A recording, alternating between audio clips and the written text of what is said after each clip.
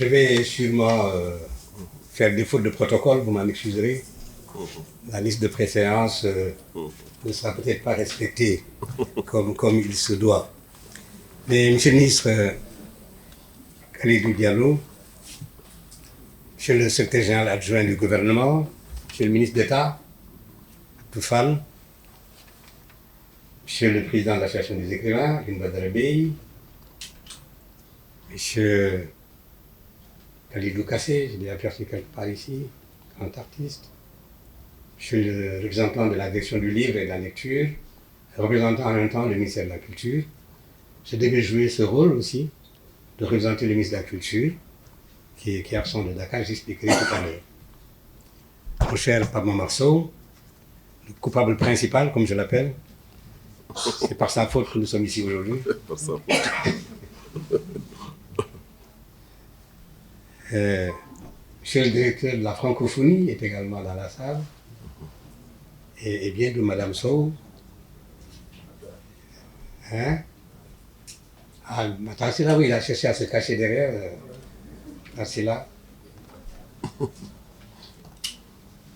Et tous les amis qui sont ici présents, j'aurais bien aimé les citer, chacun en son nom, en son titre et en sa qualité.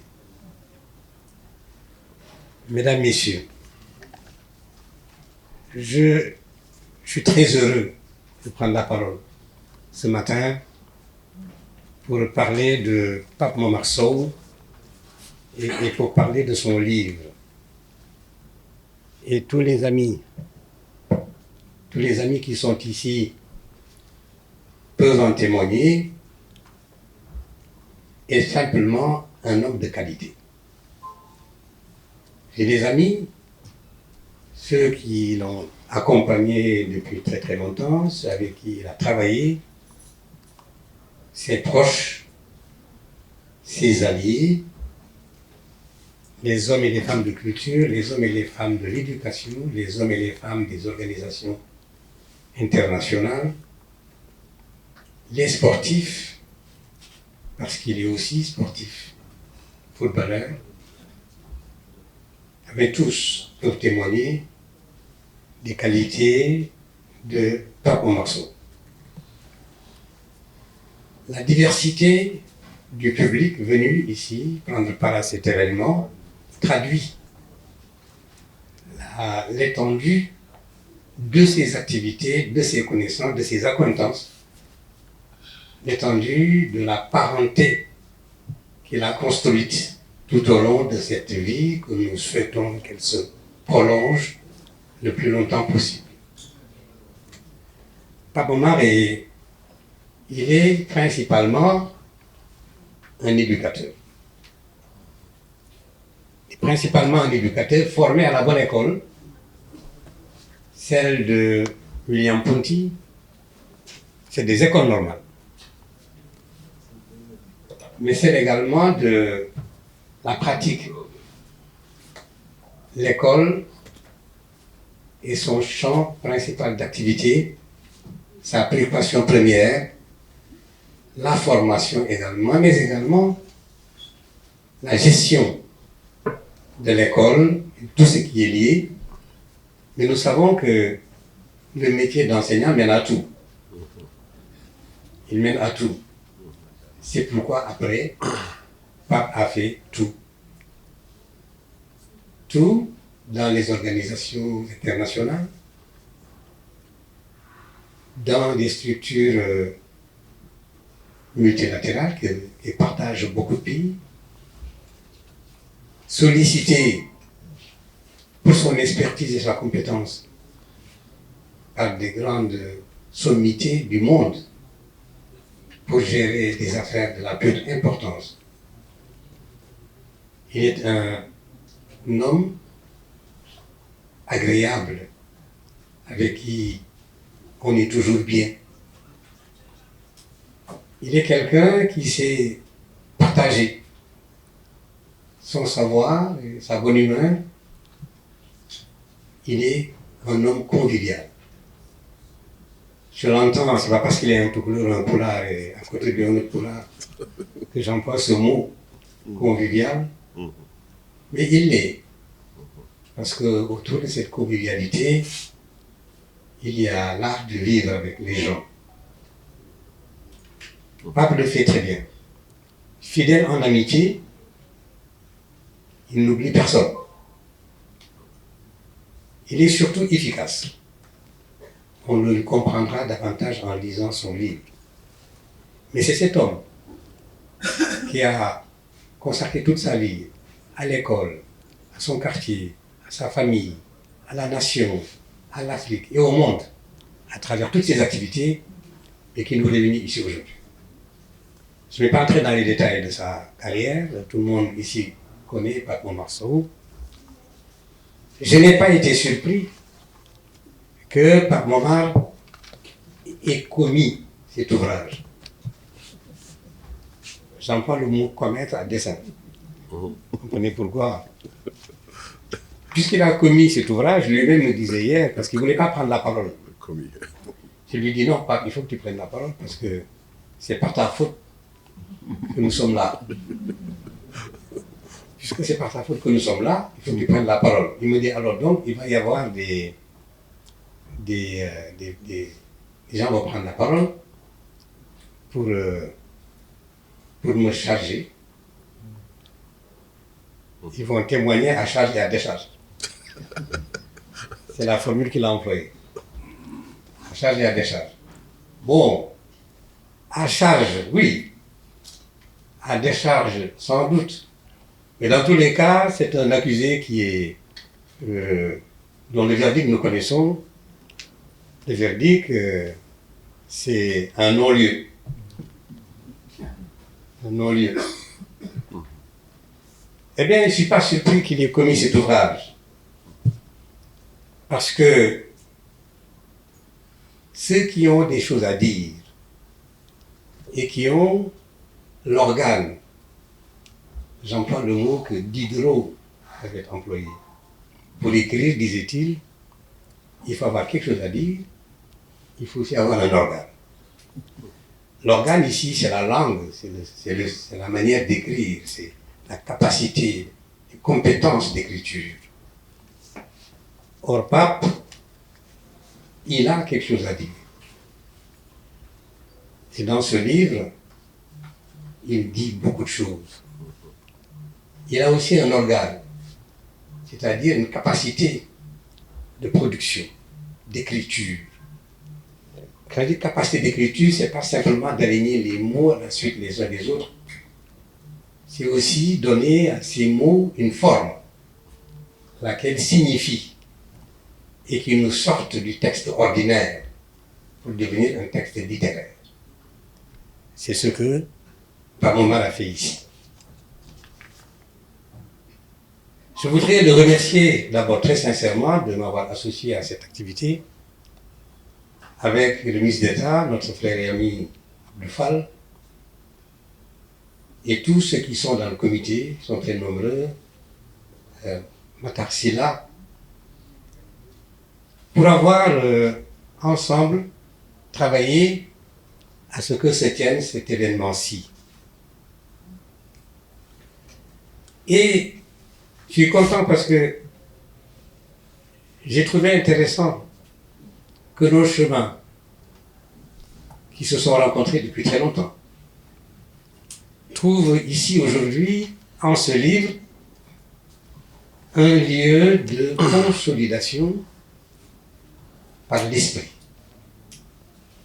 Car à mon avis, c'est là l'essentiel, l'esprit. Produire un livre, c'est mettre en exercice l'esprit. L'esprit qui pense, qui discerne, qui élit, c'est-à-dire qui choisit, mais surtout l'esprit qui élève. L'esprit qui élève et qui nous sort de l'ordinaire, qui nous met au-dessus du ras de terre et qui nous aide à être véritablement dans les dimensions qui permettent de produire, de créer et de faire agir. Qui élève l'élévation par la pensée. Et la pensée qui conduit à l'action. Le livre est un condensé extraordinairement réussi, ce livre-ci. Un condensé extrêmement réussi d'intelligence, de culture, de générosité, d'expérience glanée sur le chemin de la vie d'homme qui est conscient d'appartenir à une communauté et d'avoir des responsabilités. D'avoir des responsabilités, donc d'avoir des devoirs envers cette communauté, dans cette communauté. Cela dit, je vous invite, puisque c'est mon rôle ici, je vous invite à lire le livre. C'est une manière de me dédouaner. Je ne vais pas le lire pour vous. Il faut que vous le lisiez. D'habitude, quand on présente un livre, les gens écoutent bien, et en sortant de la salle, ils savent à peu près de quoi ça retourne, et ils se dispensent de lire le livre.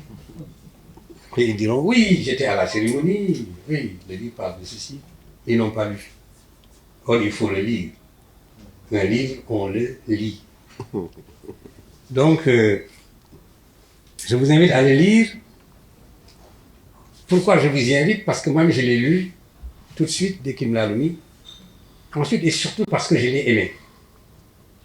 Mon rôle, c'est aussi de faire de la critique littéraire. Je suis même sur ce plan, Bi peut en témoigner, Monsieur le Président. Je suis même très dur envers les auteurs. Et la plupart des écrivains redoutent que je lise leur manuscrit. J'ai le manuscrit avant la publication. Parce que je suis très dur. Je ne pardonne pas. Quand ce n'est pas bon, mais je le souligne, je le dis, pour que l'auteur puisse corriger avant la publication. S'il s'entête et publie des choses qui ne sont pas bonnes, je vais m'entêter aussi à montrer que ce n'est pas bon. Donc, je l'ai aimé, ce livre. Non pas parce que c'est signé par mon maçon, mais parce qu'il est simplement excellent. Moi, quand je prends un ouvrage, je suis intéressé par tout, bien entendu, mais principalement au départ par 2 ou 3 choses. La première, c'est la manière dont on entre dans le livre. L'entrée, la porte d'entrée est fondamentale. On appelle l'incipit. Comment on entre dans le roman? Comment l'auteur a-t-il surmonté l'angoisse de la page blanche? Comment a-t-il pu poser les premiers mots? Quels sont ces mots qui vont l'entraîner, qu'il le veuille ou non, vers la fin? Le deuxième aspect qui m'intéresse, c'est dans un livre tout de suite, mais je ne le regarde pas tout de suite, je le verrai après, c'est l'excipit, c'est la fin, la sortie de l'ouvrage. Bien entendu, entre les deux, tout ce qu'il y a à l'intérieur, mais que l'on saisit sous plusieurs rapports. Le rapport du sens, qu'est-ce qu'on dit? Le rapport de la manière, qu'est-ce qui est dit? Le rapport de l'originalité, qu'est-ce qui le différencie des autres, etc., etc.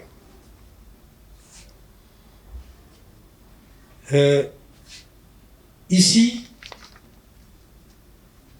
j'ai été saisi tout de suite. D'abord, quand on prend l'ouvrage, dès le titre, on ne sait pas trop de quel prétendant il s'agit. Le roi et les prétendants. Sont-ce les prétendants au pouvoir? Dans le texte, ce n'est pas faux. Ce sera ça aussi. Hein? Ou est-ce des prétendants? Sont-ce des prétendants pour épouser une femme? Le mot prétendant, généralement, est employé dans ce sens-là. Et c'est le bon sens ici. Il s'agit de prétendants qui veulent épouser la princesse. Mais l'incipit part de quelque chose qui m'intéresse personnellement. N'est-ce pas?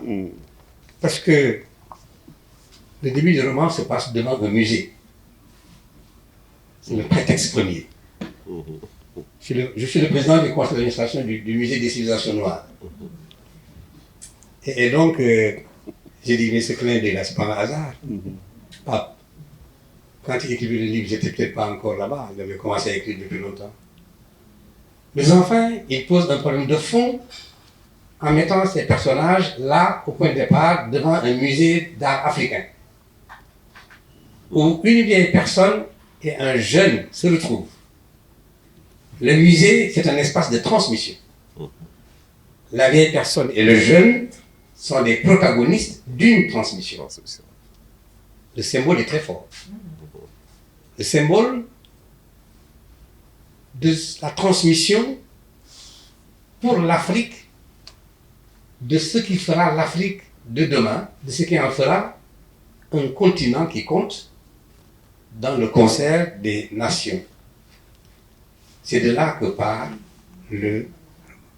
Comme par hasard, je ne vais pas entrer dans le détail ici, le jeune homme s'appelle Pape. Il s'appelle Pape. Et le vieil homme s'appelle Issa. Voilà, c'est un hasard. Hein? N'insistez pas trop quand vous allez lire. Mais c'est Issa qui transmet à Pape le récit. Ce sera tout le récit. Ce sera le récit de Issa. Le narrateur, ce n'est pas l'auteur, c'est le vieil homme qu'on rencontre devant le musée, qui va raconter l'histoire du roi Siré et de sa fille Fanta et des prétendants au mariage. Très très belle histoire.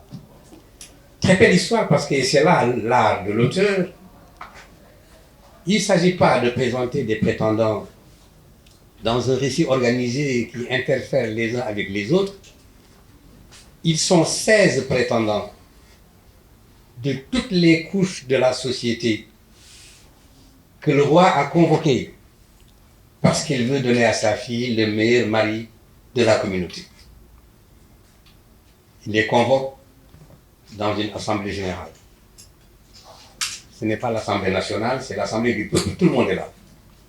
Et démocratiquement, les gens vont se désigner pour être candidats.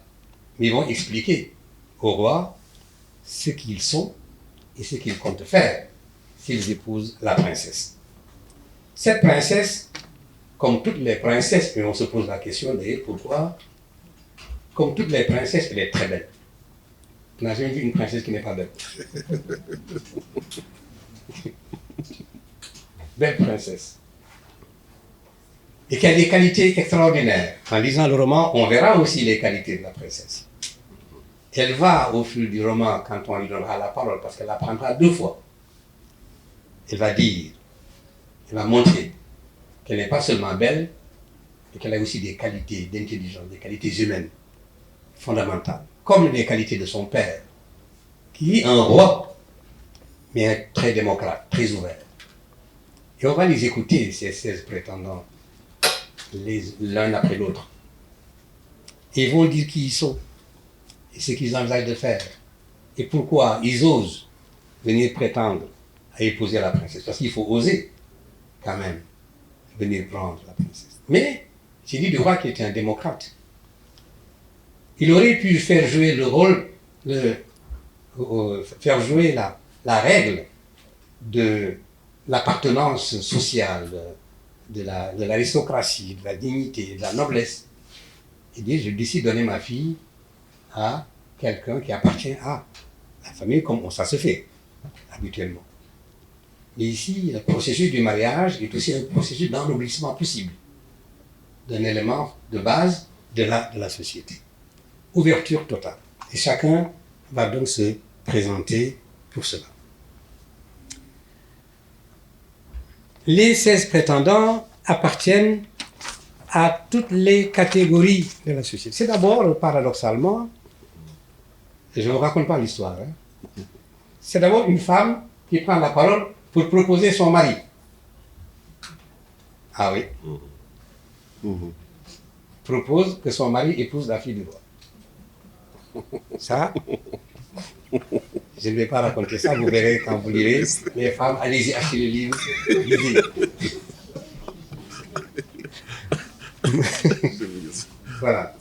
pas les rues, ça. Ça court pas les rues. Ouais.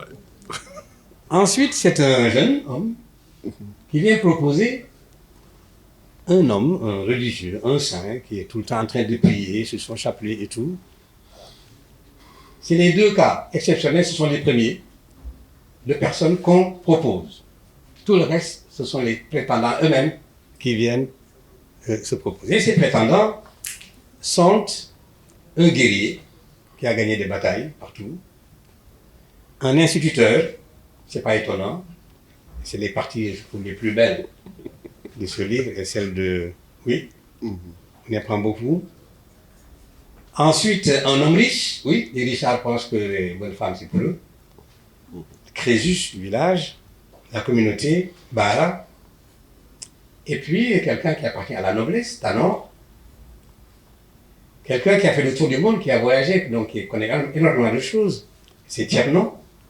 Quelqu'un a dit, et j'ai bien aimé cette formule, que le monde, la vie, c'est un livre. Ceux qui n'ont pas voyagé, ils ont seulement lu la première page. Donc ceux qui ont beaucoup voyagé, ils ont beaucoup lu de ces pages du livre du monde. Et puis il y a le petit-fils d'un fondateur de grande confrérie religieuse, Cheikh Dabo. Il y a un homme divorcé, mais bon, qui est entré dans la catégorie des sages. Je ne sais pas si divorce veut dire sage, mais enfin, le divorcé est entré dans la catégorie des sages. Et puis il y a l'artiste, un conteur charismatique, d'âme, qui a hérité de son père un art extraordinaire de dire des contes, de jouer des contes. Et puis aussi, tous les anciens ministres d'État, les gens comme ça, là, les politiciens.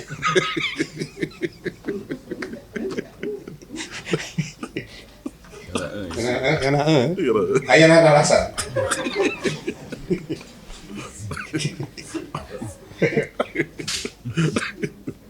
Il y a aussi un universitaire, ils sont toujours présents. Il y a quelque chose d'extraordinaire, Pape n'en a pas parlé dans le livre. Mais les universitaires, il a parlé un peu de ceux qui sont dans les mouvements de gauche, qui se sont battus dans les syndicats et tout. Mais il n'a pas dit que ces universitaires qui sont dans les mouvements de gauche, qui étaient tous contre la polygamie, ils sont tous devenus polygames.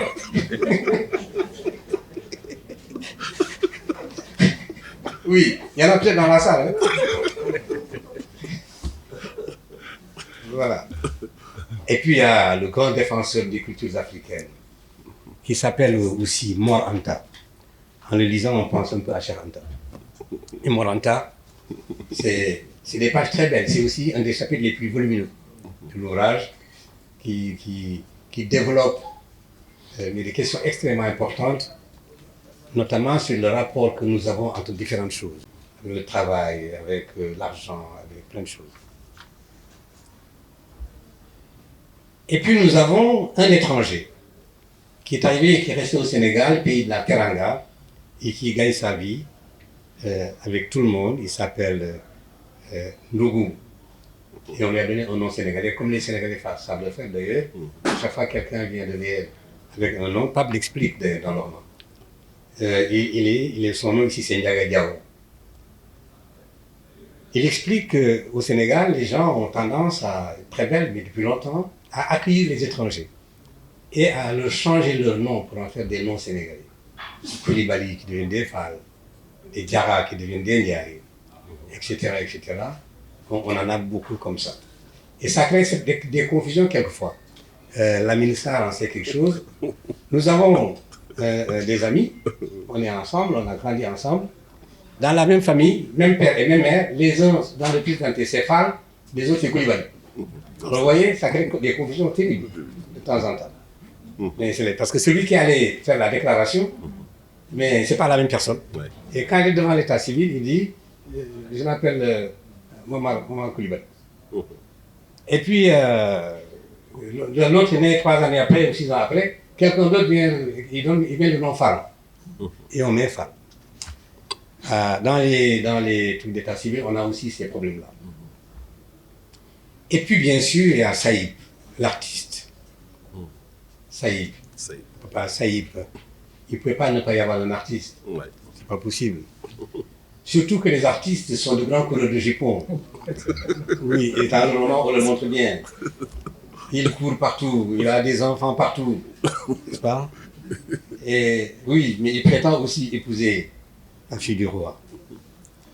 Et puis le dernier, c'est un ingénieur, Issa, très carré, comme tous les ingénieurs, n'est-ce pas? Qui voit le monde avec la règle, le compas et l'équerre. L'esprit cartésien. Mon esprit cartésien. Mais qui ont des idées très très fortes et poussées avec eux. Peut-être qu'on n'aura pas beaucoup d'humanité, mais enfin, on va quand même construire des choses. Ce qui est intéressant dans le passage de ces prétendants, c'est que quand ils ont dit qui ils sont et ce qu'ils vont faire, ce qu'ils veulent faire, ils sont confrontés au roi, qui est un homme extraordinaire, d'une culture immense, mais d'une disponibilité, d'une ouverture d'esprit impressionnante. Et il s'établit donc ainsi un dialogue entre le prétendant et le roi, qui réagit tout de suite. Mais il ne donne jamais un avis définitif. Il passe rapidement au prochain prétendant, pour que, après, il puisse tirer une synthèse. Cette démarche, elle est formidable, où l'on écoute les gens, on leur dit ce qu'on pense, et puis après, on verra. Cette démarche, elle est instructive, mais elle est méthodique. Le choix ne peut se faire que lorsque l'on sait. Il faut savoir pour bien choisir. Si on ne sait pas, on ne peut pas bien choisir.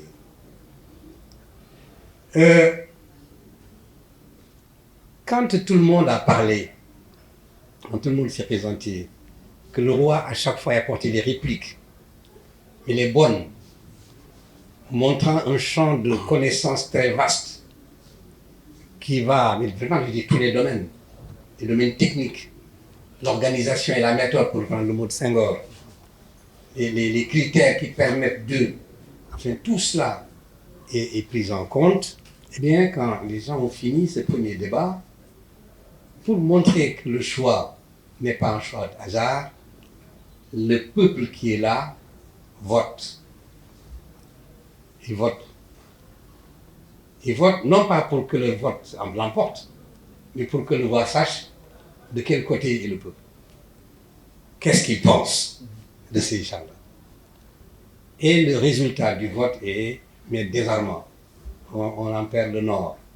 Parce que ce qu'on pouvait espérer n'est pas forcément ce qui s'est produit. Les choix ne sont pas forcément ce que l'on aurait fait. Heureusement qu'il faut écouter le peuple, il ne faut pas le suivre. C'est Pape qui le dit, reprenant les paroles de quelqu'un, c'est dans le roman. Il faut écouter le peuple. Il ne faut pas toujours le suivre. Parce que le peuple, c'est aussi la foule. C'est aussi des gens qui peuvent être poussés par des instincts grégaires. C'est aussi des gens qui peuvent ne pas avoir bien réfléchi. Il faut que ceux qui ont la possibilité de regarder les choses à tête reposée puissent donner un avis. Ce sont les conseillers ici. Les conseillers se réunissent après le vote populaire pour dégager 4 finalistes. C'est très intéressant. Hein? Et quand les 4 finalistes sont là, il faut encore une autre épreuve. C'est le deuxième groupe. L'épreuve du deuxième groupe. Et là, ils repassent devant le roi, les 4, pour dire leur dernier mot. Et en le disant, ils permettent à Fanta, la princesse, de dire son avis. Parce que son avis aussi compte. Et elle le donne, son avis.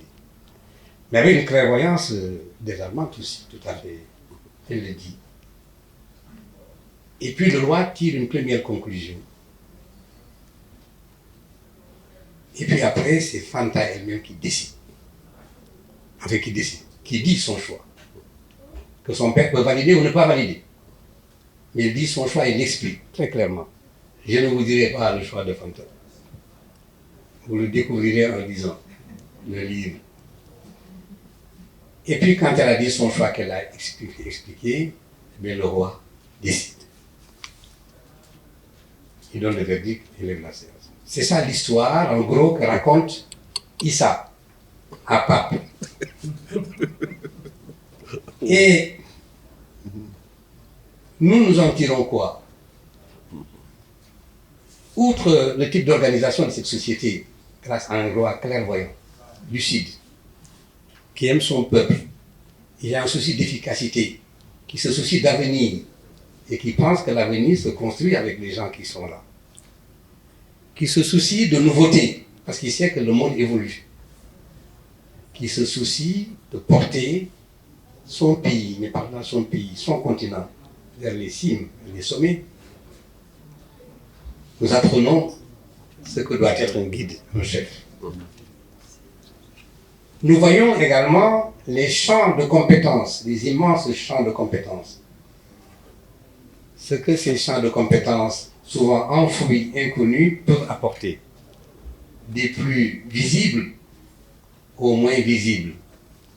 De ceux qui sont au-devant de la scène, mais également de ceux qui, très humblement, travaillent pour le bénéfice de tous. Nous y apprenons dans ce livre ce qu'est l'être humain. L'humain, c'est quoi? Puisqu'on est parti d'un musée où il s'agit de transmettre, c'est quoi les valeurs? Quelles sont les valeurs fondamentales? Comment les valeurs de base de chez nous peuvent-elles être conciliées à tout ce qui peut nous apporter du nouveau et du bon et permettre que l'évolution puisse se faire normalement? Nous apprenons aussi là-dedans, parce que l'intertexte de Pape Momar est très vaste. L'intertexte, c'est-à-dire l'ensemble des connaissances prises ailleurs et qui se retrouvent là-dedans. C'est très vaste. Il faut le lire attentivement pour percevoir ces influences qu'il porte en lui et qui ressortent, quelquefois peut-être sans y faire attention lui-même, parce qu'il les a digérées.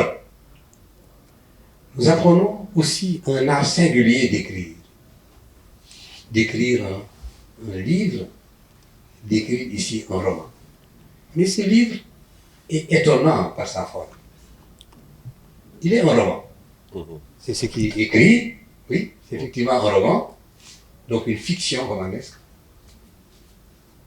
Mais en même temps, il est un livre à tiroir dans lequel nous avons l'impression d'avoir 16 à 17 ou 18 nouvelles.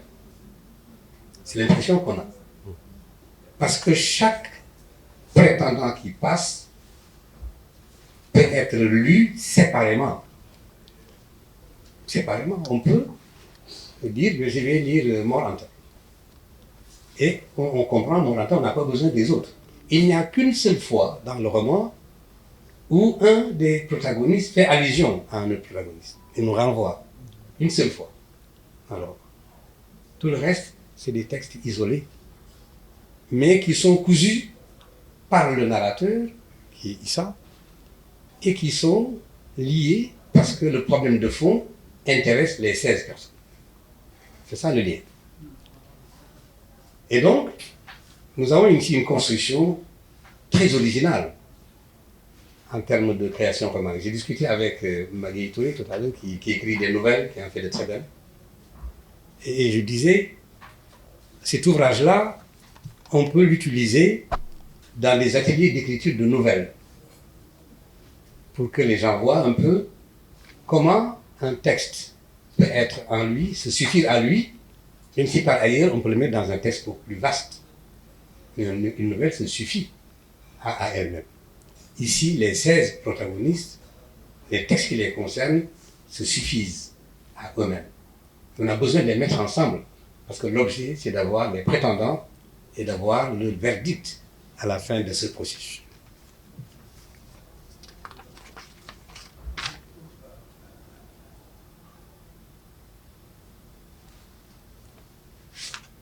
Je vais conclure, pour que vous puissiez avoir le temps de lire. Cet ouvrage de Pape Momar Sow, qui est son premier roman, est un coup d'essai, diront les gens. Je considère que c'est un coup de maître. Parce que Il maîtrise le sujet, il maîtrise les contenus, il maîtrise les personnages, il maîtrise les situations, il maîtrise le temps, il maîtrise l'espace. Et c'est les composantes différentes qu'on retrouve dans un roman. J'ai évoqué tout à l'heure les qualités des deux personnes que sont le roi et sa fille, qui nous donnent des leçons. Mais il n'y a pas qu'elle qui nous donne des leçons. J'aurais pu m'amuser, parce que j'ai tout coché, à lire des trucs, des passages, des phrases, qui sont des phrases à avoir dans un agenda, parce qu'on peut avoir recours tout le temps. Ce sont des vérités. Ce sont des vérités bien formulées et qui doivent rester comme des sentences, comme des proverbes, comme des mots, des phrases qu'on cite, comme nous citons les grands auteurs du monde.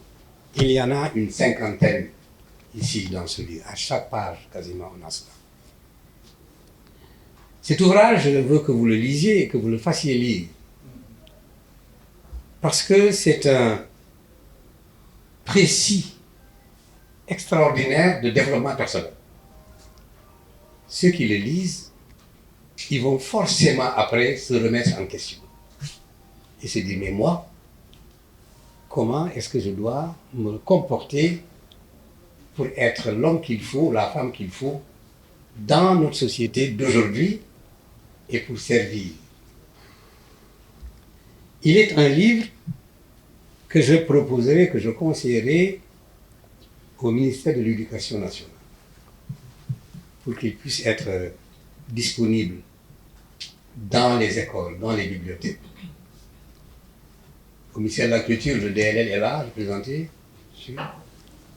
qui a financé et a fait ce livre, qu'il puisse aussi, à défaut d'être dans les écoles, les lycées et les collèges, être présent dans toutes les bibliothèques des 14 régions du Sénégal, dans les CLAC, les centres de lecture d'animation culturelle, dans les bibliothèques privées aussi, pour qu'il soit largement diffusé. On a tous beaucoup lu des ouvrages dans ce pays. Nous avons vu dans ce livre qui est écrit, j'ai vu dans la lettre qui a été faite, avec les qualités de l'organe dont je parlais au début, les qualités d'écriture. La langue, elle est parfaite. Elle est parfaite. Celui qu'on attendait vient d'arriver là, il s'appelle El Hadj Amidou Kassé. On va le mettre devant. Non, mais il faut venir. Tout le monde t'attendait. Là, non, là, à gauche, là.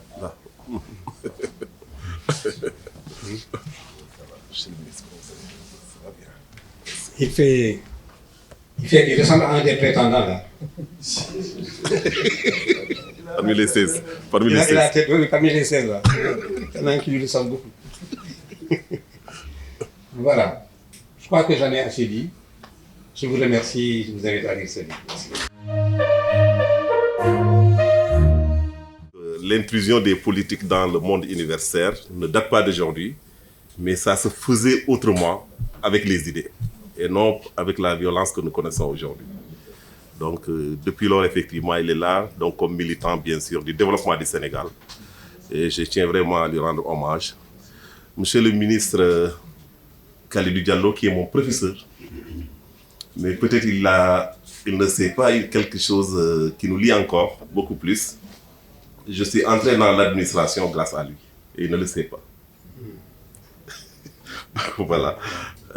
Il était ministre de l'Éducation nationale quand il a nommé M. Ibrahima Ndour comme directeur de l'enseignement moyen secondaire général.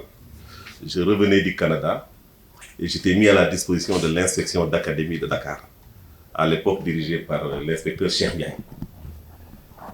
Et un beau jour comme ça, Ibrahima Ndour m'appelle au téléphone, il ne me connaissait pas, je ne le connaissais pas. Il m'appelle pour me dire, venez, si vous pouvez venir au ministère de l'Éducation, je me rappelle très bien, à la pièce 118. Le lundi, j'arrive, il me dit, écoute, je m'appelle Ibrahima Ndour, je suis pressenti, le décret n'est même pas encore sorti, je suis pressenti pour être le directeur de l'enseignement moyen secondaire général et je suis à la recherche d'une équipe et on m'a parlé de vous. Si ça ne vous gêne pas, venez effectivement avec moi dans cette aventure-là. Et c'est ça qui a scellé mon entrée dans l'administration sénégalaise. Et il ne savait pas aussi que, en mettant à la DMG, après maintenant l'inspection interne, c'est moi qui allais faire la passation de service de sa chère épouse, Mme Fatou Taba, quand elle était venue directrice de l'INEAD. Donc c'est moi qui ai fait la passation de service. Une dame, un brillant sujet, comme on peut dire, vraiment. Avec qui on a collaboré quand on était au ministère de la Culture. À l'époque, donc, il y avait la Biennale de Dakar. Et on avait donc fait la Biennale, bien sûr, des scolaires, des élèves. Et elle était là au titre de la DMG. À l'époque, elle était la directrice de l'enseignement moyen secondaire général. Donc, mes hommages, madame, vraiment. Vraiment, M. Sow, vous m'avez donné l'occasion de retrouver beaucoup de gens avec qui donc j'ai cheminé quelque part. Racine Senghor, lui. C'est lui qui m'a affecté du lycée Albrigna de Linguère au lycée Lamine Gueye de Dakar. Après, nos chemins se sont croisés maintenant au ministère de la Culture, en tant qu'administrateur général du Monument de la Renaissance et moi en tant que directeur de cabinet du ministre de la Culture. Et depuis lors, on ne s'est plus séparés. C'est un plaisir. Monsieur, comment dirais-je, Elhadji Kassé serait là tout au début. Ma place serait là-bas. Oui, je ne devais pas être là. Donc lui aussi, un grand philosophe, grand homme de culture, conseiller spécial du président de la République, ministre conseiller. Il devait être là pour prendre la parole avant moi. Et moi, je devais être là-bas. Dans cette salle, il n'y a que de brillants sujets. C'est ça que vous avez réussi aujourd'hui, je ne sais pas. Je vois le directeur de la francophonie, un des adeptes de Flaubert, non? Maguette Touré, un des adeptes de Flaubert, et puis qui a eu à remporter déjà des prix avec ses nouvelles, n'est-ce pas? Des militants donc de la plume, des militants de l'éducation, et quand on parle des militants de la plume, il y avait le président de l'association des écrivains du Sénégal, l'infatigable, je pourrais dire, Aline Badara Bey, qui a eu à écrire, c'était une confidence qu'il m'a faite tout à l'heure, qui a eu à écrire 2 de ses premiers ouvrages à partir de ma localité natale, Founioune. Parce qu'il dit que Founioune, c'est vraiment un endroit idéal pour faire cette production-là. Vous ne vous êtes pas trompé parce que l'environnement s'y prête. Ce n'est pas pour rien qu'on a Fatou Diop, ce n'est pas pour rien qu'on a Felwine Sarr, tous nés dans le département de Founioune. Et ce n'est pas pour rien aussi qu'on a Racine Senghor, né à Sokone, a grandi à Founioune, entre Founioune et Kaolack. Voilà. Je suis là parce que le ministre secrétaire général du gouvernement, Abdou Latif Coulibaly, m'a demandé de venir. Et au-delà de cela, j'ai moi-même reçu l'invitation personnelle du président du conseil d'administration du musée des civilisations noires, Racine Senghor. Donc je devais être là, dans tous les cas. Le ministre m'a demandé de venir, et en me demandant de venir, c'était devant son chef de cabinet, Modi Ndiaye, qui me dit, mais écoute Lamine, tu sais quel est mon mêlé de parenté avec Pape Moisson? Je dis non, c'est mon cousin. Et bon sang, le monde est petit. Le monde est vraiment petit. Je me plais d'être là parce que c'est un homme que j'ai croisé dans mon cursus. Il était à l'USAID, j'étais à la DMG, et l'USAID avait accompagné l'État du Sénégal dans le cadre de la révision du curriculum de l'enseignement moyen. Je ne sais pas si vous vous rappelez. Avec la chef du projet, Guitel Nicolo. Voilà. Donc, le projet s'appelait USAID Éducation de base, EDB. Et nous, on était à la DMG, on avait porté justement cette révision du curriculum. Au-delà de cela, en tant qu'élément de l'USAID, qui était le chef de file des bailleurs en matière d'éducation, quand il y avait la revue du PLF, c'était lui qui portait la parole des bailleurs.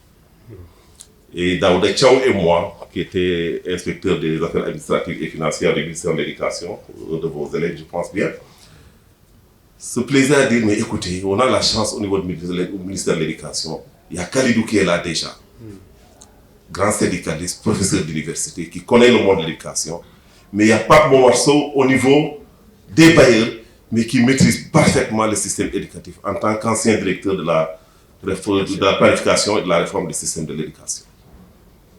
Mais quand nous écoutions par moments parler du système éducatif sénégalais, je me suis dit, ça c'est une grande chance pour nous.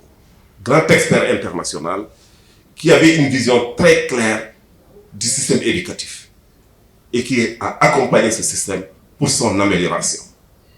Ce curriculum de l'enseignement moyen, c'est ce curriculum qui a introduit l'approche par les compétences au niveau du système éducatif sénégalais. Et ça, nous le devons justement à l'accompagnement de l'USAID, dont il était vraiment le maître d'œuvre. Donc aujourd'hui qu'il nous produise un roman, c'est pas surprenant. Vous avez parlé de fiction romanesque. Mais ce roman, je ne l'ai pas encore lu, je l'ai acheté tout de suite là, en 2 exemplaires d'ailleurs. L'un pour moi, l'autre pour le ministre Abdoulatif Coulibaly. Mais quand j'ai vu que le roi s'appelle Siré, je dis, mais papa, on ne devait pas l'appeler Siré. Siré, ça sonne trop toute l'heure là. Pour une petite confidence, lui, je l'appelle BS. C'est ça. BS, c'est Boursalo. Et lui, il m'appelle BJ. BJ, c'est bourdionique. Donc peut-être quelque part, la scène se déroulerait quelque part dans le salon. Et le bourg s'appellerait peut-être Racine. Absolument. Et Racine a eu une fille, qui ne s'appelle pas Anta, mais qui s'appelle Aïda. C'est ça.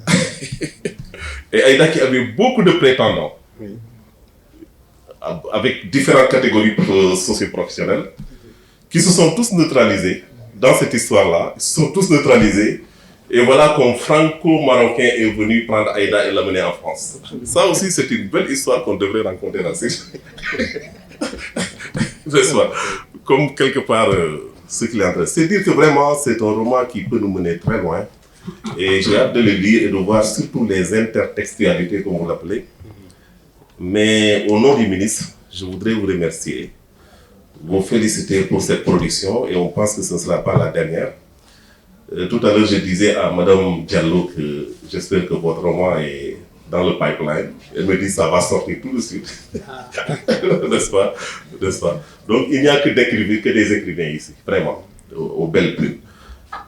J'espère aussi, M. Sow, que le Premier ministre, Amadou Ba, va recevoir son exemplaire dédicacé. N'est-ce pas? Ça, c'est une façon aussi de permettre effectivement la circulation de cet ouvrage, son acquisition et son introduction dans les bibliothèques privées aussi publiques. Abibou Koli est là. Oui. Avec le fonds d'aide à l'édition, vous avez accompagné. Félicitations pour tout ce que vous êtes en train de faire. C'est lui vraiment qui est l'animateur principal de ces centres de lecture et d'animation culturelle. Oui. Certainement, il y a quelques exemplaires qui parviendront à la direction du livre, mais j'exige, Abibou, n'est-ce pas, que vous en achetiez encore davantage pour garnir tout le réseau des centres de lecture et d'animation culturelle donc, du Sénégal. Parce que ce livre mérite effectivement d'être lu et d'être pénétré, comme on dit. En tout cas, le ministre vous félicite très bien. Lui-même, il est écrivain. Il s'apprête à sortir un roman. Oui. Je l'ai déjà lu, n'est-ce pas? Donc, c'est dire que, voilà quoi, c'est le nous dans nous, comme on dit dans le langage courant. Il vous félicite et se désole de ne pas pouvoir être là parce qu'il est parti à Sokone. Vous savez aussi qu'il gère une municipalité. Et souvent, c'est les fins de semaine qu'il se rend à Sokone pour pouvoir donc tenir ces différentes sessions et autres. Je voudrais donc remercier toute l'assistance qui est là, féliciter encore l'auteur en attendant de vous lire et vous dire donc tout le soutien de l'administration. Une voix plus autorisée vous le dira tout à l'heure, le ministre Kassé est là. Donc, tout le soutien de l'administration sénégalaise, de l'État du Sénégal, pour ce que vous êtes en train de faire. M. Magui Touré ne me laissera pas mentir, la dernière fois à Kinshasa, devant son Excellence, M. l'ambassadeur Dorossi, je disais à nos acteurs culturels et acteurs sportifs qu'il y a les ambassadeurs officiels qui sont nommés par décret présidentiel, mais il y a les ambassadeurs de fait, qui sont les acteurs culturels, parmi lesquels les écrivains, mais aussi les acteurs sportifs. Grâce à eux, partout où nous sommes dans le monde, nous sommes encore chez nous. Donc merci, vous entrez dans ce cercle restreint bien sûr, donc c'est ces acteurs culturels et surtout écrivains. Et on vous souhaite bon vent pour le reste, vraiment. Merci beaucoup.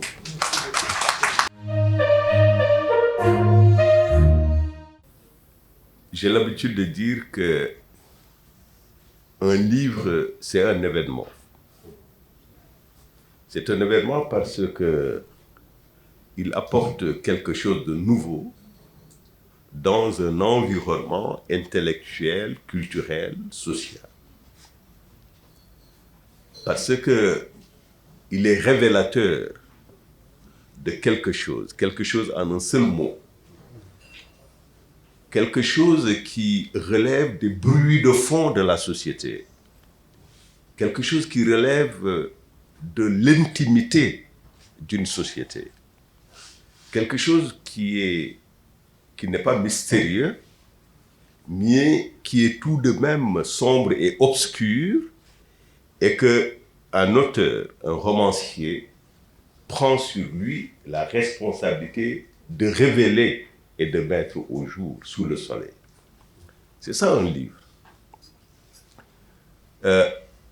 Et c'est toujours un plaisir de non seulement de voir le livre comme matière, comme matériau, comme matérialité, diraient les philosophes, papier, couverture, photo de l'auteur, titre, etc. Avant même la lecture, il y a quelque chose de très profond que ça éveille en nous. C'est ça le livre. Et c'est le lieu, avant de remercier les maîtres, de remercier l'éditrice, Madame Aïssatou Diop.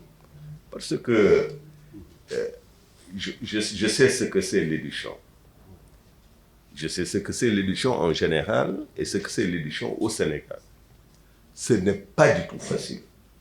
Parce que le lecteur, il a le produit fini. Mais toute la chaîne en amont, depuis les nuits de souffrance, parce que l'écriture c'est une souffrance. L'écriture c'est comme une gésine, un accouchement difficile. Et depuis donc les nuits de souffrance de l'auteur, jusqu'au produit fini, il y a les lecteurs, les correcteurs, les infographes, les imprimeurs, les correcteurs copistes, etc., etc. C'est donc toute une chaîne. Ce n'est pas du tout évident. Ensuite, ça coûte l'édition pour un produit qui n'est pas censé rapporter de l'argent à celui qui le fait. Et donc, c'est pourquoi j'ai commencé par l'éditrice. Parce que c'est une responsabilité qu'elle a prise pour justement engager non pas seulement ses ressources financières, mais aussi sa personne. Parce que le livre tel qu'il est révèle également la qualité et la personnalité de l'éditeur. Vous avez quelquefois des livres qui sont mal faits. Ça veut dire que l'éditeur n'est pas sérieux. Ce livre, il est beau, techniquement bien fait, et c'est à tout à l'honneur de celle qui l'a édité. Je voudrais une ovation pour elle. Deuxième considération, c'est de saluer ce que j'appelle les maîtres indestructibles. Parce quand on a un maître une fois, il l'est pour toujours. Il l'est pour l'éternité. Parce que nous sommes au monde dans une position de réception de ce que les autres nous apportent, mais également de transmission, ce que nous portons à la connaissance et à la sensibilité des autres. Et ces maîtres, les voici ici autour de cette table. Toute citation explicite est forcément incomplète, donc je vais m'interdire de citer, mais ils sont là. Ils sont dans la salle aussi, mais je citerai quand même notre ami, notre frère, notre doyen, le président de notre association des écrivains du Sénégal, Alioune Badara Gueye. Permettez-moi, mesdames, messieurs, de m'en limiter à ces deux citations, celle de l'auteur, non plutôt de l'éditeur, et celle dédiée à mon ami et éditeur, parce qu'il m'a édité. Mon dernier recueil de poésie, c'est lui qui l'a édité, Alioune Badara Bèye. Dire également toute mon admiration pour Pape Momar Sow. Pas seulement pour ce roman, mais comme le disait Lamine, pour sa compétence et sa vision très claire de l'éducation et de la formation dans notre pays. Je pense qu'on a fait des séances de travail.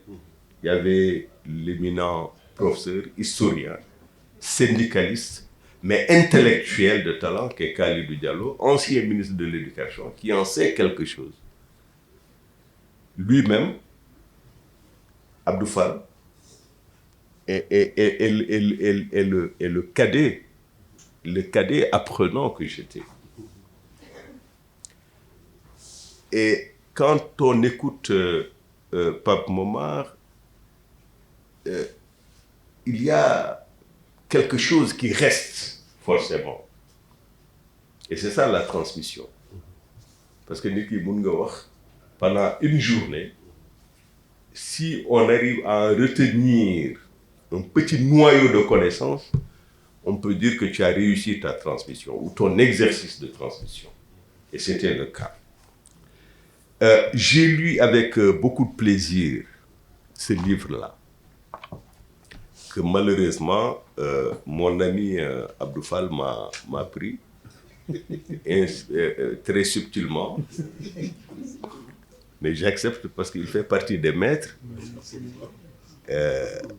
Et c'est peut-être la seule personne que je vois tous les jours et qui me voit tous les jours. C'est vous dire le niveau de relation entre nous. J'ai retenu deux choses de ce livre-là, très rapidement, et c'est là que je vais terminer. La première chose que j'ai retenue, c'est qu'à travers une mise en scène de plusieurs acteurs qui constituent le tableau de la société sénégalaise, Pape Momar nous introduit au cœur d'une société de compétition, mais de compétition saine. De compétition saine. Parce qu'il y a le versus, la compétition malsaine. Des artistes, des sachants, des sportifs, etc., etc. C'est incroyable la manière d'articuler la société sénégalaise, qui est un tout, mais un tout divers dans sa composition. Et chacun des prétendants représente une partie de la société sénégalaise. C'est intéressant parce qu'il nous dit que nous pouvons être différents, mais vivre ensemble. Que nous pouvons avoir des intérêts différents, parce qu'ici, ce sont des intérêts différents. Et la métaphore de cette compétition pour conquérir les douceurs de Anta, n'est-ce pas? Alors, on peut avoir des intérêts différents, mais vivre ensemble. On peut avoir des finalités, des stratégies différentes et vivre ensemble. Et je pense que dans le contexte sénégalais, on peut également dire qu'on peut être de camps politiques différents et vivre ensemble. Pourvu que les règles du jeu soient les mêmes pour tout le monde, exactement. Pourvu que chaque acteur fasse preuve de transparence dans son rapport à l'autre et dans son rapport à la société en général. Et c'est pourquoi je pense que la trame de fond, ou un aspect de la trame de fond, c'est la société de compétition saine. Nous l'appelons, avec mon ami Abdou Fall, la société des Naoulé. En Pulaar, le Pulaar que je suis, ça renvoie à la... on dit Nawli Ragal. Nawli Ragal, ça veut dire une compétition, non, entre des co-épouses. Mais le sens en Wolof est tout à fait différent. Ici, c'est une compétition entre des gens égaux qui respectent un certain nombre de valeurs et qui compétissent dans leur attachement à des valeurs. C'est ça le naoulisme tel que nous, on le conceptualise avec Abdou Fall. Donc c'est différent de chez nous, où le naoulé, c'est les marâtres, enfin plutôt les co-épouses qui compétissent avec trop de combines. C'est pourquoi, bon, il y a certains de mes grands frères qui n'osent pas faire la polygamie. Et ils m'ont transmis ce virus-là. On est des monogames systématiques. Le deuxième aspect de cette trame de fond de la société, c'est la société de qualité. La société de qualité. C'est d'autant plus important que nous sommes dans un monde dominé par les réseaux sociaux. Et tout le monde convient que les réseaux sociaux, ce n'est pas un monde de qualité. C'est un monde de la désinformation, un monde de la manipulation, un monde du futile et de l'inutile, sauf justement pour ceux qui savent les utiliser à bon escient. Voilà pourquoi, très cher Pape Momarso, ton livre est une sorte de bréviaire de la qualité, de la vertu et de la compétition saine. Je souhaite à ce livre une très bonne trajectoire. Et surtout que les jeunes le lisent. Je pense qu'il faut penser le diffuser largement dans les collèges, les lycées, les écoles en général. Mais il faut aussi penser l'adapter. Parce que nous sommes malheureusement dans un monde de l'image. Nous sommes dans un monde de l'image. Et si nous voulons une bonne transmission, nous devons penser à sa transmission. On se rappelle le destin prodigieux du livre de Maria Moba, Une si longue lettre. Ce livre aurait connu certainement un fabuleux destin, mais n'eût été son adaptation dans l'audiovisuel, ce dessin serait quand même incomplet. Je vous remercie.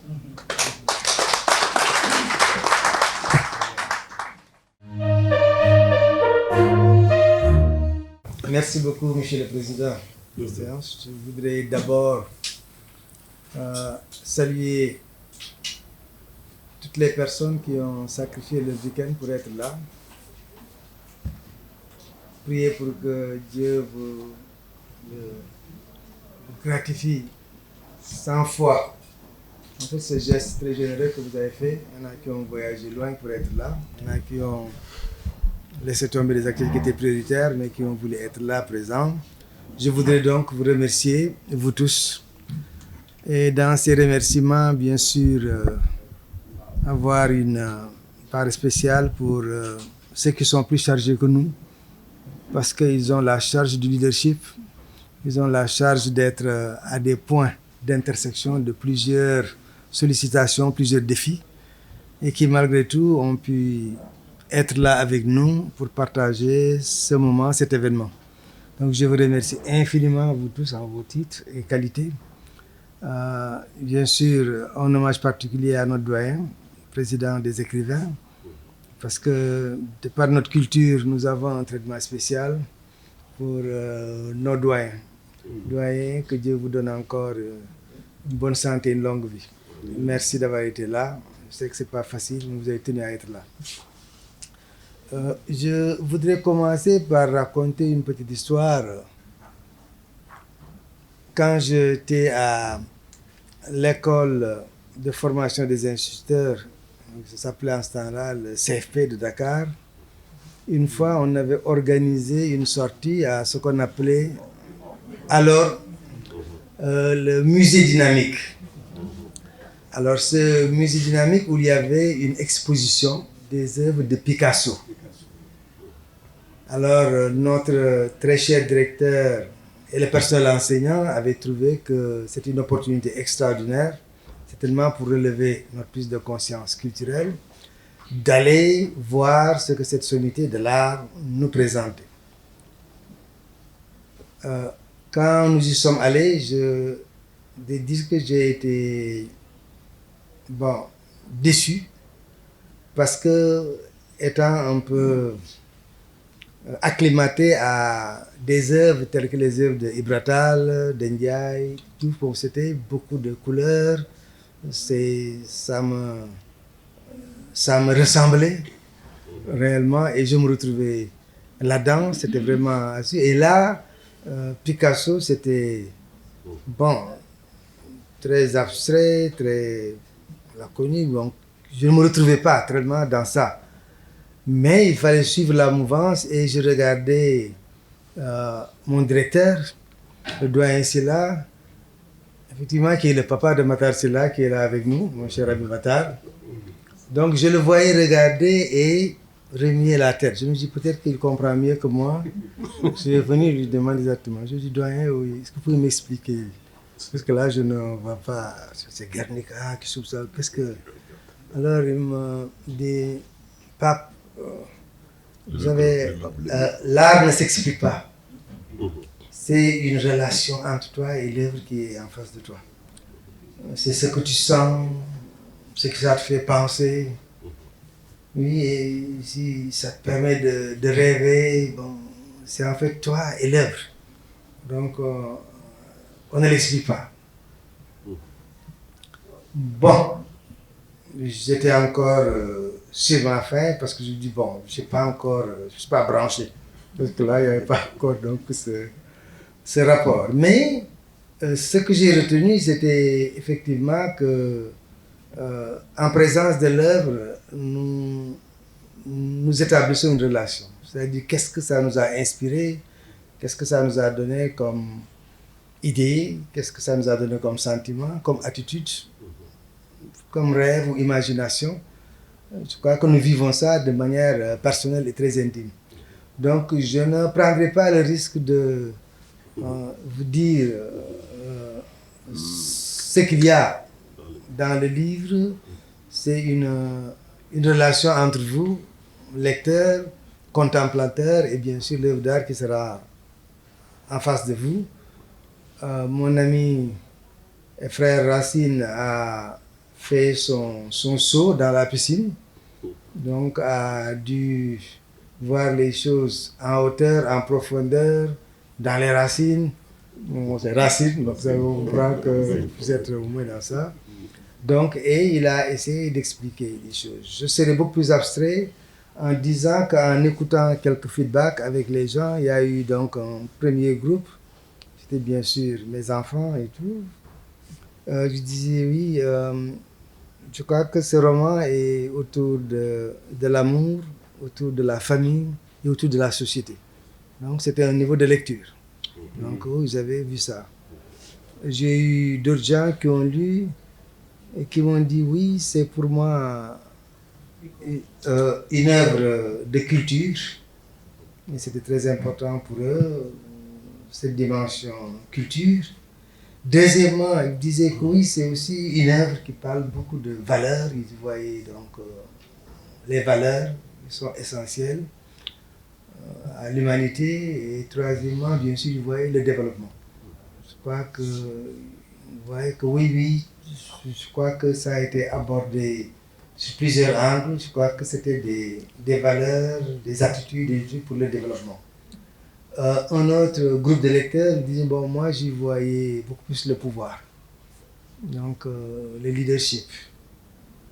Et bien sûr, la prospective, parce qu'il y a beaucoup de questions sur lesquelles on s'interroge sur étant dans un environnement qui change, un environnement mouvant, en fait, comment adapter et s'adapter, comment organiser et s'organiser dans un nouveau monde. Bien sûr, comment mieux entreprendre ou entreprendre de manière plus intelligente et aller un peu jusqu'au bout. Comment innover pour eux, Parce que dans tous les secteurs, on essaie de poser la problématique de l'innovation, de la transformation. Donc, comment on peut sortir de la boîte dans laquelle nous sommes pour bâtir un monde à la fois qui nous ressemble et qui nous rassemble. Donc, c'était une lecture. Et certainement, il y en a plusieurs autres. Il y en aura. Chacun va être dans sa relation personnelle avec l'œuvre et va se retrouver. Alors, je tiens à être honnête à dire que j'ai été écrivain par accident. C'est vrai que tous mes amis me disaient pas qu'il faut écrire. Beaucoup de gens me voyaient arriver dans l'écriture à travers un texte par fiction sur l'éducation.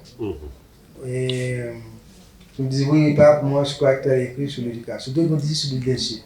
Bon, j'ai choisi d'entrer par la fiction. Parce que j'ai vu que la fiction est éternelle. Donc, les livres à thèse, bon, c'est juste les livres de circonstances et de contexte. Mais je me dis que les autres livres vont traverser paisiblement le temps.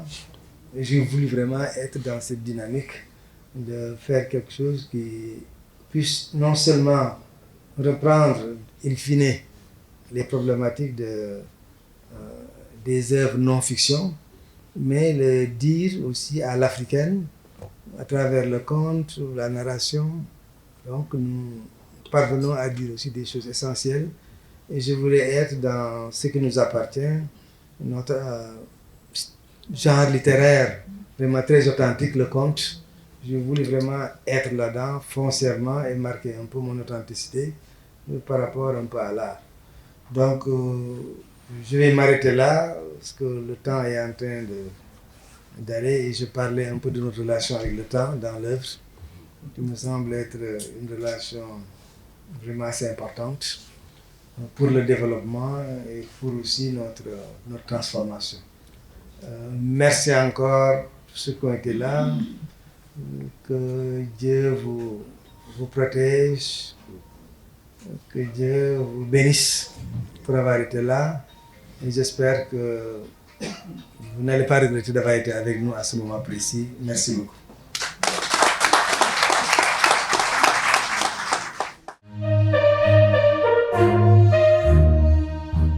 Des remerciements et des félicitations d'abord à l'éditeur. Le ministre Kassel a dit, l'édition c'est difficile dans nos pays parce que tout ce qui entre dans la fabrication du livre coûte excessivement cher. Donc il faut les moyens de l'État pour accompagner les éditeurs qui sont en train de faire un excellent travail. Après cela, je voudrais féliciter quand même, je ne le connais pas, je viens de le voir, mais j'ai lu son livre, j'étais en train de lire un livre, mais quand j'ai reçu l'invitation de professeur Racine Senghor, j'ai arrêté la lecture que je faisais pour essayer de voir un peu à quoi ressemble. Mais j'avoue personnellement que moi, j'allais le classer dans le livre. J'ai même annoté quelque part que j'étais en train de suivre des cours de développement personnel, des cours de leadership transformationnel, parce qu'il y a tellement de sagesse, tellement de petits mots, tellement de takeaway, comme les mots qu'on retient après avoir lu ce livre-là. Ce sont ces mots-là que moi je suis en train de découvrir. Et j'ai mis un post-it dans l'ouvrage et un stylo pour quand même arrêter, consigner certaines phrases qui nous parlent à la jeunesse, qui nous parlent nous en tant que responsables, entre guillemets, de politiques publiques. Je voudrais m'en arrêter là et dire que nous allons, au niveau de la direction, continuer cet ouvrage-là. Mais la promotion ne va pas s'arrêter là. J'en rendrai compte à l'autorité et on verra dans quelle mesure nous pouvons continuer à accompagner l'auteur de l'éditeur. Je vous remercie.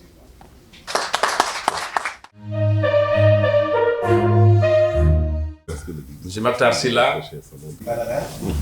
Mesdames, Monsieur le ministre, là j'ai tout à l'heure taquiné un peu les ministres, mais les ministres qui sont là, y compris Abdou, qui est à la santé, ne font pas partie des ministres que tu décides. Donc, vraiment, pour dire que moi, je dirais peut-être seulement essentiellement, par combat, beaucoup de choses nous dit, tu l'as dit, mon père qui est également directeur de formation pédagogique. Et en fait, aussi a été le premier directeur de ce qu'on appelle le Théâtre national international. De Baïba-Linguère, de Diaye Rose, tout ça, c'est mon père qui fait ça. Et merci de faire ce témoignage sur lui parce qu'on l'oublie très souvent ici au Sénégal. Ce que je pensais, Amidou qui le disait tout à l'heure. Ce qui se passe ici est exceptionnel. Au moment où tout le monde parle de tension et tout, il n'y a que la culture, avec un grand C, dans toutes ses composantes, qui peut réunir autant de gens de qualité qui sont caractéristiques de notre Sénégal. La seule chose que nous maîtrisons, ce n'est pas la pluie, ce n'est pas l'agriculture, tout le reste, il y a des aléas qui ne dépendent pas de nous. C'est notre culture, encore une fois avec un grand C. Dans ce qu'on appelle le plan du Sénégal émergent, dans tous les plans d'émergence qui se font en Afrique et dans le monde, le facteur déterminant et essentiel, c'est le capital humain. Et le capital humain se décline à travers des ouvrages comme ça. L'engagement que je voudrais faire, si les directrices ou pas, vous en êtes d'accord, avec toutes les directions concernées, c'est d'en faire une série, j'ai bien calculé, vous allez voir, vous allez ces prétendants, la vision de chapitre de 26 fois 13 minutes. C'est possible. Et je pense que ça donnera une nouvelle dimension.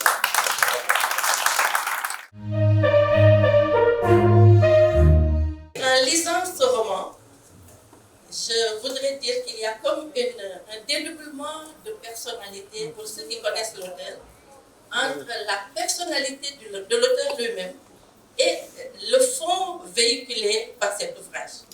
Je vais commencer par l'incipit, comme vous l'avez si bien dit. Incipio en latin veut dire commencer. C'est la première phrase du livre, elle est déterminante, comme il l'a si bien dit. L'incipit entre pour moi par les valeurs. Il dit un vieil homme. Et le vieil homme l'appelle tout de suite, en n'étant pas dans le roman son père, mon fils. Et lui, il l'appelle mon père. Je pense que c'est une grande et immense valeur sénégalaise et africaine qui peut-être est en train d'être perdue de vue, mais qui serait dangereuse pour notre éducation, si elle était perdue. Mais je pense qu'il nous rappelle justement à l'ordre de cette valeur qu'est le droit d'aînesse et le respect des anciens. L'ancien, c'est celui qui est dépositaire de l'expérience, il est dépositaire de la connaissance que nous n'avons pas encore en tant que jeunes, mais c'est le dépositaire de la sagesse. Et la sagesse, c'est une attitude face au monde. Que ce soit des soubresauts, que ce soit des contraintes, que ce soit des choses extraordinaires, la sagesse, elle tempère le monde. Et je pense que c'est une grande valeur. Et pour parler de la francophonie, les systèmes éducatifs des États et gouvernements de la francophonie sont très demandeurs aujourd'hui de l'éducation aux valeurs. Et je pense que, comme vous l'avez si bien dit, ce livre doit figurer en grande place dans les livres qui vont justement permettre de développer et de promouvoir les valeurs. Ça, c'est un bon point. Le second point, c'est le pédagogue. On lit le livre en entendant un peu comme la voix de Socrate, monsieur le philosophe, vous me confirmerez. Socrate qui vous apprend des choses avec humilité, sans vous donner l'impression qu'il est en train de vous les apprendre. Il vous enseigne sans en avoir l'air. Et en traversant cet ouvrage, tout à l'heure j'ai lu à la diagonale, en bonne enseignante, très vite. Mais tout de suite, je vous ai vu, grand frère, j'ai vu le pédagogue que vous avez été en tant qu'inspecteur, formant des instituteurs, formant d'autres inspecteurs au ministère de l'Éducation nationale. Et c'est en cela que je parle sous le contrôle de mes grandes sœurs ici présentes, qui sont des hautes cadres, qui ont été de hautes cadres du ministère. Et par moment, c'est celui à côté de qui on apprend toujours et on apprend bien sur le système éducatif, en gardant son intégrité morale et sa dignité. Parce qu'enseigner, de poser le savoir auprès de quelqu'un, la meilleure façon de le faire, c'est de le faire en respectant l'autre, en respectant son niveau de connaissance. Et vous nous avez beaucoup appris, que ce soit à la direction de l'enseignement élémentaire ou à l'INEAL. Tout à l'heure, le ministre d'État, monsieur le ministre d'État parlait de Dembagir. Je retiens que si les locaux du ministère étaient encore restés sur place, vous ne seriez pas entré dans un bureau de la direction de l'enseignement élémentaire sans retrouver une phrase qui avait été émise dans un processus de formation au management et au leadership par M. Pablo Marceau. Et la phrase était entreprendre et aller jusqu'au bout. Et nous l'avons gardé pour notre formation et pour notre travail quotidien. Cet ouvrage aussi, il peut s'adresser à tous les champs disciplinaires. Tout à l'heure, j'ai parlé de Socrate. Les cours de philosophie peuvent avoir une preuve de comment on peut développer cette magnétique en donnant le savoir sans en avoir l'air, tout en restant dans l'humilité qui dit que tout ce que je sais, c'est que je ne sais rien. C'est un livre pour les écoles de formation d'instituteurs parce qu'il y a toute une pédagogie et il y a des références à l'école. Mais c'est aussi un livre pour les écoles de formation, les facultés de sciences politiques. Ce que je vois, moi, comme symbolique entre le père qui raconte un roi et sa fille, à laquelle prétendent beaucoup de personnalités. Et je reviens sur l'intertexte. Ça me rappelle un peu la bruyère et ses caractères. C'est-à-dire qu'il y a tout un champ de caractères qui sont ici décrits. Et tous ces caractères veulent aspirer à un seul objectif, le même objectif, c'est d'avoir accès à celle qui est belle, mais dont la beauté est surtout renforcée par le bien. Il n'y a de beau que ce qui est bien en réalité. Ça aussi, c'est une grande leçon de morale. Et je dis donc, pour la science politique, c'est la pédagogie de l'accès au pouvoir, elle traverse ce livre à mon sens. Et le livre, comme vous l'avez si bien dit, une fois que vous l'avez écrit, ne vous appartient plus. Il va devenir ce que des lecteurs et ce que leur niveau de lecture en fera. Et vraiment sur ces questions, je ne voudrais pas être encore plus long. Je voudrais vous remercier et vous féliciter et vous dire que j'ai bien entendu tous les conseils. Nous pourrons être conseillers également auprès des services du ministère de l'Éducation nationale pour voir comment, à travers les programmes, à travers le concours général, on a eu acheté des ouvrages sous le contrôle du professeur Racine Senghor pour le concours général également à destination des meilleurs élèves. Donc pour toutes ces questions, nous sommes bien là et nous sommes votre petite sœur et vos disciples et nous sommes prêts et engagés à vous appuyer. Félicitations encore une fois.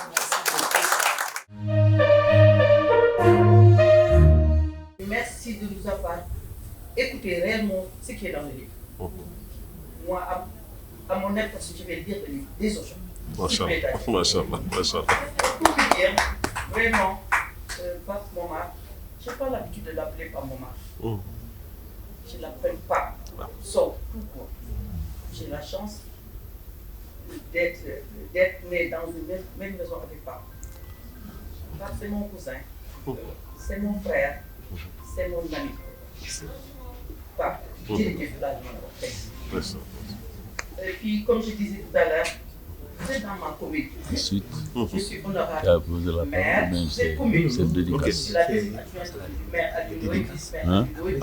Je suis conseillère municipale à la ville de Dakar. Parallèlement. En tant que politicienne. Mais tey damay wax ci turu famille. damay nuyu suñu kilifa gi fi toog monsieur Bey bi nga xam ne ci turu Lébu yi laa lay nuyoo di la jox sa wàccuwaay xam ne Ablaye Mokhtar tey waroon na fi mën a toog ndax Pape jarbaatam la. lu dëkk fii à 2 pas. kon tey soo fi toogee dañ fi toogal cëru Lébu yi nan lay jox sa wàccuwaay ci boobu kër. Il n'a pas entendu. di wax ne Pape Sow mi ñun famille yi Rokhaya Ndiaye mi ko jur ñu kontaanee ci moom man dinaa wax jabar yi toog Awa Sow Mbaye njëkkee mais est-ce que dinaa ko laaj ndax Pape dina mer. Pape est-ce que dina mer man de xamuluma Pape mer. Pape foo ko fekk il est toujours souriant, accueillant, discret na. Pape c'est un homme discret loo bokk moom Pape du la jàll. loo xaritoo moom Pape dina la jox cër ba nga xam ne yow da ngay tolluwaat ci cër ak moom. kon tey bu ñu livre bu toll nii roman bu toll nii ñun sagal la suñu famille. ñun sagal la suñu famille. parce que yar bañ la yaroon ak li nga ne Issa biir livre bi dafa ko tudd Issa ci yar bi mu la jox. soo ne Pape si livre bi sa bopp nga wane. kon nit du maye lu dul li mu nekk ci dara. yéen nag yéen ay écrivain yéen ay bindkat ñun xëy na suñu njàng eggul foofu mais ku toog ci tey jii ci événement tey jii dina am succès dina am sant yàlla. Pape sa livre bi yàlla na doon succès. amiin sa roman bi yàlla na doon roman boo xam ne comme ni ko monsieur le ministre waxee sànq war nañ delluwaat ci bas âge. ci gis nga jàngale nii dafa war a dem ci case des tout petits ñi ngeen xam ne dañuy bind loo xam ne xale yi dañ koy jariñoo mais jàngal leen tàcc kese boo demee ci case des tout petits jàngal ñu chanter ak way war nañ seetaat affaire éducation bi xale yi parce que jamono ji li ñu monsieur le ministre sànq wax na ko monsieur Kassé maa ngi lay nuyu au nom du président de la république dina dox sa wàccuwaay kon yéen ñi ngeen xam ne dañuy am jot bind am xalaatu bind war nañ seetaat naka la ñuy defaraat éducation xale yi ndax réew maa ngi yàq te lan moo ko yàq ñu réseaux sociaux yi te réseaux sociaux yi defaroon dafa yàq te kenn ku ne yaa ngi ci am loo xam ne am na ci wàll kon nag yéen ñi ngeen xam ne yàlla may na leen xalaat mag bu toll ci bind war nañ seetaat naka lañ koy bindee di ko delloo ci xale yu ndaw yi nga xam ne ci bas âge lañ di leen jox éducation boo xam ne mën leen di jëmee kanam réew mi jëm kanam awa maa ngi lay nuyu ci turu famille bi di lay ñaanal yàlla lépp la xam ak baax yàlla barkeel C'est un prétexte, un roi qui avait une fille très jolie, très bien éduquée et qui voulait que sa fille soit mariée au meilleur des hommes. Maintenant, le problème, c'est comment pouvons-nous reconnaître les meilleurs d'entre nous? Parce que nous sommes toujours confrontés à cela quand on veut se marier, quand on veut choisir un leader dans son quartier ou au niveau national, quand nous voulons faire des choix de qui doit présider la mosquée, qui doit... Donc c'est tout un ensemble de choix que nous devons faire et ces choix sont surtout basés sur en fait, les qualités, sur l'attitude, l'expérience et sur beaucoup d'autres choses. Donc c'est juste une revue de tout ce qui motive les hommes à faire des choix dans un sens ou dans l'autre et on verra effectivement que les gens diffèrent à travers leur grille d'analyse, leurs standards, leurs normes, de tout ce qui est préférable ou tout ce qui ne l'est pas. Donc c'est cette diversité qui est mise en fait sous les feux, en lumière pour pouvoir permettre à chacun de revisiter les choix, qui sont des choix stratégiques, et de voir où est-ce que nous en sommes. Donc c'est juste plus ou moins une cartographie de comment les gens choisissent leur leader à tous les niveaux. Leader pas au sens position du terme, mais quelqu'un avec qui vous souhaiterez travailler et en lui donnant une certaine autorité sur ce que vous allez faire. D'abord, il faut que nous puissions retrouver nos valeurs, c'est important. Parce que je crois que rien de grand ne se fera si on n'a pas une claire possession, une claire lisibilité de notre culture. Nous devons bâtir un monde, mais ce monde doit nous ressembler. Donc on se retrouve là-dedans. Et c'est ce qui nous ressemble qui va nous rassembler. Si chacun a une vision occidentale, orientale, ou etc. Donc tout ça, cette diversité que nous avons, bon, peut nous diviser, mais je crois qu'il y a quelque chose de fondamental qui peut nous regrouper, c'est notre culture. xam nga képp koo xam ne jàng nga dañuy séentu nga war a bind téere pour yokk xam-xamu nit ñi pour séddale sa li nga dund ndax ñi nga xam ne ñu ngi ci buntu àddina mbaa dox nañ ba yem fenn war a dox lu bëree bëri te mu yitteel leen ñu mën a jàng ci keneen ak keneen li ma bind nii doon na loo xam rek ne tàngu Covid bi ñëpp dañu toogoon ci biir kër yi ci laa toog xool loo xam ne lu am solo la lu mën a yitteel nit ñi ci sama xalaat ma ne naa jéem a seet nu ma bindee téere bi nag daan na ko ne liñ ci bëgg firndeel rek moom mooy ne ñu ñëpp dañoo dëkk te ñu war a tànn bés bu jot ku ñu war a jiite ci fànn nag yu bari te tànn njiit dafa yomb ndax lañ cay séentu yëpp foog mu leer ndax doo gëm rek daal di jël kenn tànn dafa am loo xam da nga naan kat jikko ji bëgg naa ko ci xam-xam bi bëgg naa ko ci jaar-jaar itam bëgg naa ko ci mu doon yooyu yëpp nag yoo xam ne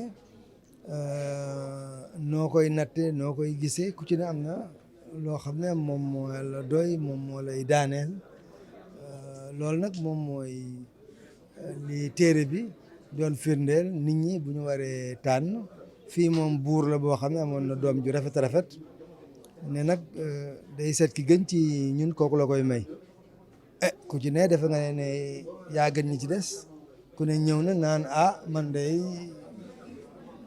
maay diw li ma jaar li ma def yooyu yëpp nit ñi déglu la ndax bëggul woon moom tam tànn bi mu doon tànne fu boppam rek dafa oo ñëpp ñu dëkk ci dëkk bi ñu toog képp koo xam ne kii toog na moo ñi nga xam ne tamit mooy yàlla mayoon xam-xam ñooñu tam doon ko xelal mu teg leen mu bëgg ñooñu wax tamit ki ñu war a tànn tam toog ñëpp nag ku ñëw wax yaay kan nan nga ko xalaate ne yaa gën ci nit ñi lu tax bon loolu daal moom mooy li téere bi doon firndeel rek ku ne ku baax nga mais foog nga wax li nga xam ne moo ne ci yow mooy lu baax ndax kenn amu ci koo xam ne amoo benn bon yooyu défaut képp koo ci gis am na loo xam ne peut-être yi mais am na ñu ko gën a yaakaare ndax daal li ñu séntu yëpp natt ko yoo xayma ko dafa doon loo xam ne yu baax a baax